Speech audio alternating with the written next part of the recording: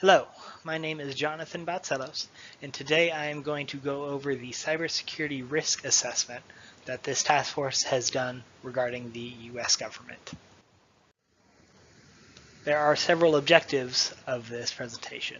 The first is to characterize current and emerging threats and vulnerabilities which face the U.S. government. After that, we will review the current security posture of the organization, and this will focus on the access controls and authentication practices that it uses. After that, we will identify the weaknesses in the current security posture, and then we will propose recommended changes that should be put in place in order to mitigate the risk that those vulnerabilities produce. The first step in this cybersecurity risk assessment is to identify the threat actors. They are the individuals or groups who have the potential to negatively affect the U.S. government. The first one we have listed here is malicious insiders. They are usually government employees who have knowledge of the inner workings of the organization. And their motivations are usually that they feel disgruntled, or they feel wronged by the government, or they see an opportunity for financial gain. Next, we have criminal organizations. They're usually motivated by their profits and use hackers for hire. Last, we have nation-state actors. These are groups that are usually directly connected to a foreign government and wish to cripple the intelligence or communications of the U.S. government. These tend to be the most dangerous because they have the highest budgets and they're usually extremely well equipped with sophisticated hacking tools. Once one of these groups is discovered, it is labeled as an advanced persistent threat, or APT. After we labeled the actors which pose a threat to the government, we created a vulnerability matrix which shows the possible avenues of attack for those threat actors. The first couple that we have listed here are out-of-date software.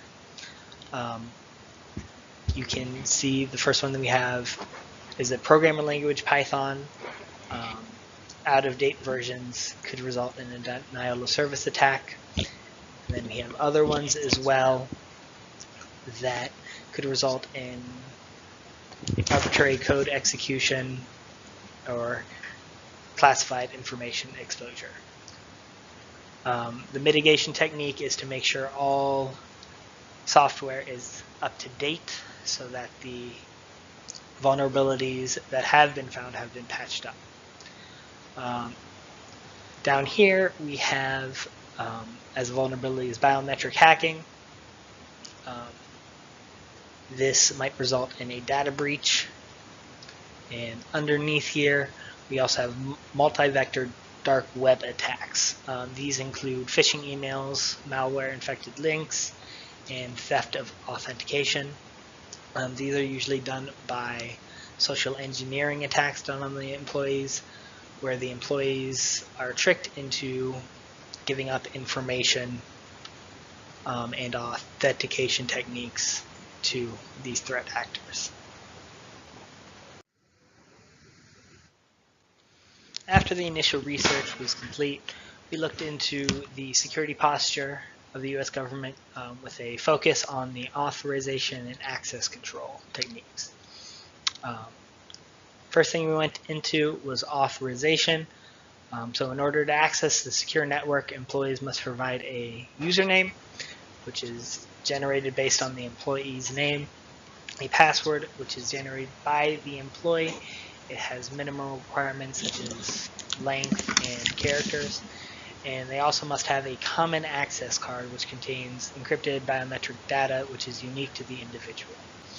These common access cards provide a form of multi-factor authentication, so even if an employee's password is stolen or cracked, the threat actor which does that cannot access the network without having that common access card. The common access card also helps in the way of physical security as well, as no individual can enter a secure location without the possession of that card. And then access level, it's determined by a mandatory access control technique on a department level. This is determined by the security clearance that each employee holds. Some examples are secret or top secret. That is just on department level. In between departments, usually information isn't shared, but it's just released on an individual basis.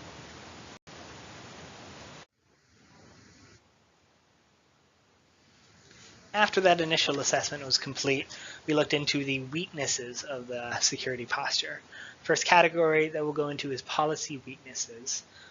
The first policy weakness that we found was that there is no organization-wide policy for the destruction of data on digital media.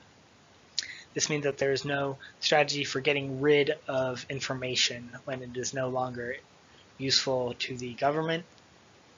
What this does is increase the amount of data that will be compromised in a breach. The next weakness that we found is that there's no anti-forensic protections on most of the data. This is basically encrypting the data at rest within the organization. And without these protections, once data is compromised, it's much easier for unauthorized actors to interpret it. Next category that we went into were technology weaknesses. As mentioned before, one of these weaknesses is out-of-date operating systems and applications. Older versions of software might have vulnerabilities in them that have been patched in recent versions. Continuing to use these softwares increase the risks of those vulnerabilities that have been documented to be exploited. And next is out-of-date hardware. We found instances where hardware had not been updated for the software that needs to be run on it.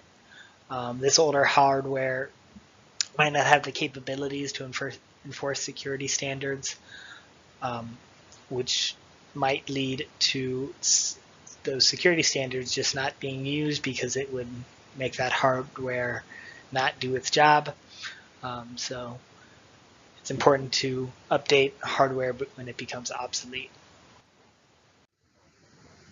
And the last category that we sorted these weaknesses into are personnel weaknesses. First one that we found was an overall lack of security knowledge from the workforce. This leaves the organization susceptible to low-tech attacks such as password cracking and social engineering. Also, another thing that we noticed were there were instances where employee credentials were not revoked within 48 hours of termination. This leaves the company open to insider attacks, as a disgruntled employee that was fired would then be able to access a network and have the credentials that they had when they were an employee to do bad things to the network. And finally, after we found all of those weaknesses in the security posture, we've come up with recommendations that should be implemented to try to lower these risks. The first one is to have a uniform encryption strategy across departments for each security classification. There should be higher encryption standards for top secret as opposed to secret, which the risk is lower when secret information gets out as opposed to top secret. All files that are not opened or used for 1 year should be archived and stored in a closed environment. This will help there be less overall data in motion throughout the network, thus less data that can be stolen by a threat actor. Another recommendation is that there is security training for all employees that focus on social engineering attacks and password management. And finally, we recommend that there is a task force created that should monitor the state of all hardware and software in use, and that task force should be able to update things such as software or hardware when a security flaw is found. In summation, what this cybersecurity risk assessment has done is it has found that the organization does have security measures in place, but they're also able to be improved upon to reduce risk. We made recommendations that will decrease the amount of attack vectors that threat actors have available, and also we introduced recommendations that will mitigate the risk of a successful attack by lowering the cost to the government if one does occur. It should be noted that even if all of these recommendations are completed, there are still some weaknesses that are not fiscally responsible to fix, and those risks must be accepted by the organization and should be monitored closely moving forward. And that concludes this presentation on the cybersecurity risk assessment that was done for the U.S. government.